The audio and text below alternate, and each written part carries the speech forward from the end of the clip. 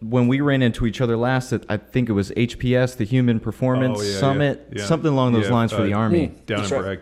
And then you had your PowerPoint up and was just like, no, I'm just going to talk. And then you just worked the room like a comedian.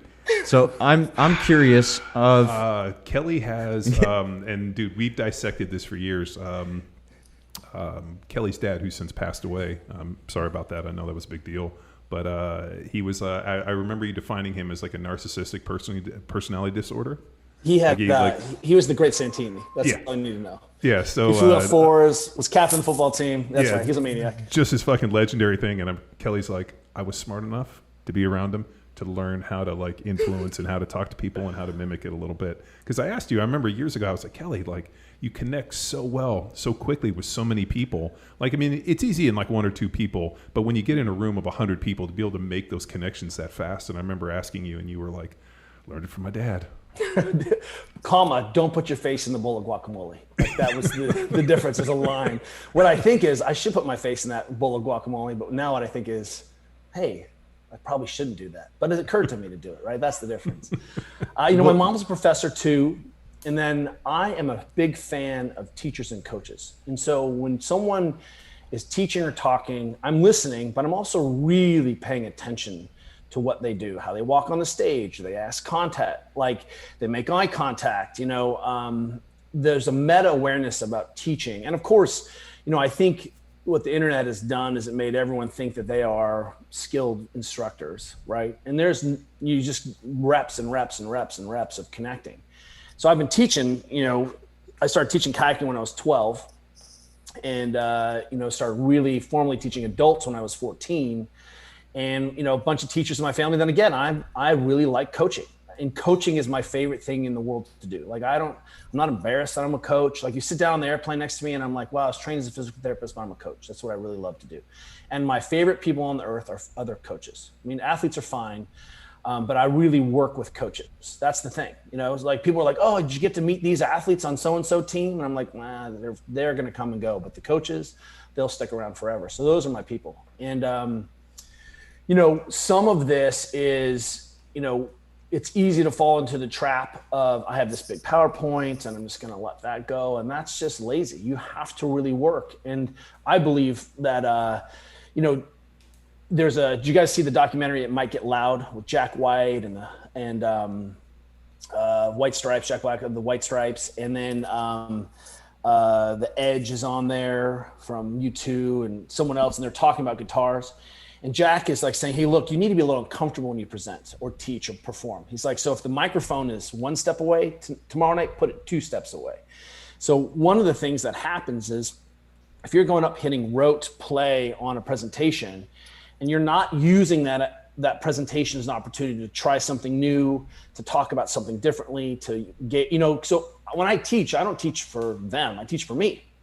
How can I be more effective at this? And so to your point, I had some slides that, that were important, but more important was me talking about what was interesting to me and sort of asking those questions in that real time and feeling like I had something at stake. And so when I go up there, I really want to be vulnerable and I want to be accessible, but I want people to understand that this is a conversation, and that means I have my, my nuts on the line as much as anything else. I'm not just going to hide behind a deck, so I think people appreciate that very much. And now that the internet has taught us to be taught to all the time. I mean, my Instagram is just all teaching. I mean, and cat videos, there's a lot of cat videos, but lots and lots and lots and lots of teaching. So you get this example. So if there's something magical that happens when you're in the room, when you watch John Welborn teach, and I've done that a lot, there's something different than, being on the internet. So that's why you never get away from that.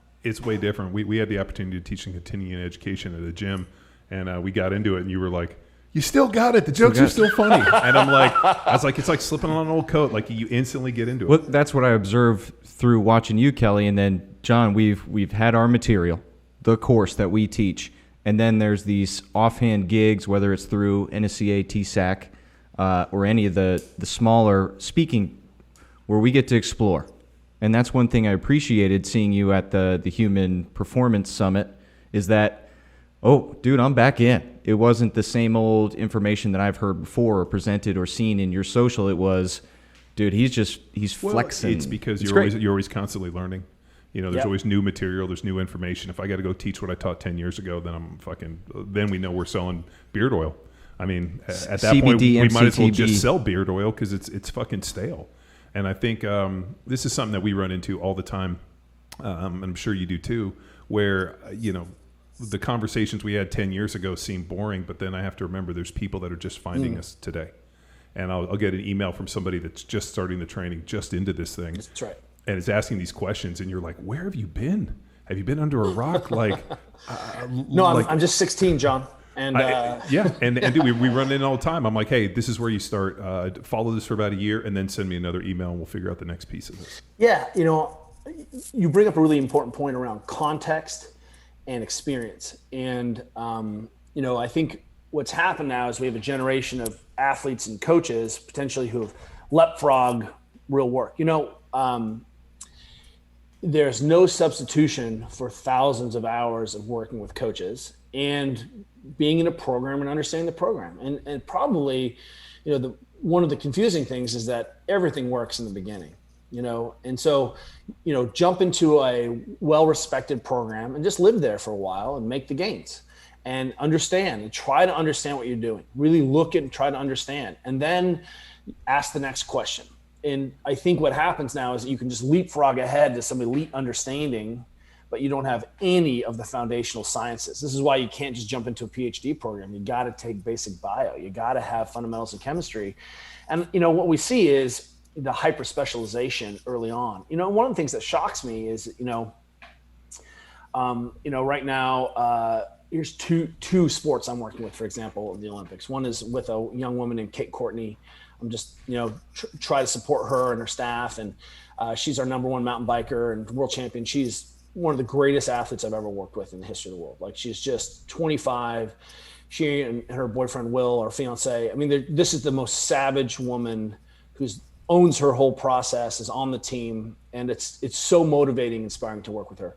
But that's cycling. So how well do I understand cycling, right? And then I've got these rowers on the other side in the pair, and who are going, and I'm programming for them, and because I am not just a cyclist, not just a row coach, I really understand what's happening, in both pieces, and both pieces inform the other thing. Now add soccer in, and then add all the other sports that we get to touch. And what ends up happening is I develop this real generalist approach where I'm not just, categorized or siloed into a certain place. So it really gives me opportunity to understand what everyone else is doing. And when Kate talks about her nutrition, I shut the hell up and listen, because she's got the best nutrition folks on the staff, and I get to really be party to all of the information. So I jump into a new military group, a new team, and part of what I'm doing is helping them understand their system and help them identify spots where they can improve. And also the thing is, they're showing me all their dirty laundry and all their methodologies, which means that I get to take that information to the next group. And that is what gets missed a little bit, like go do strong first from, 2 months.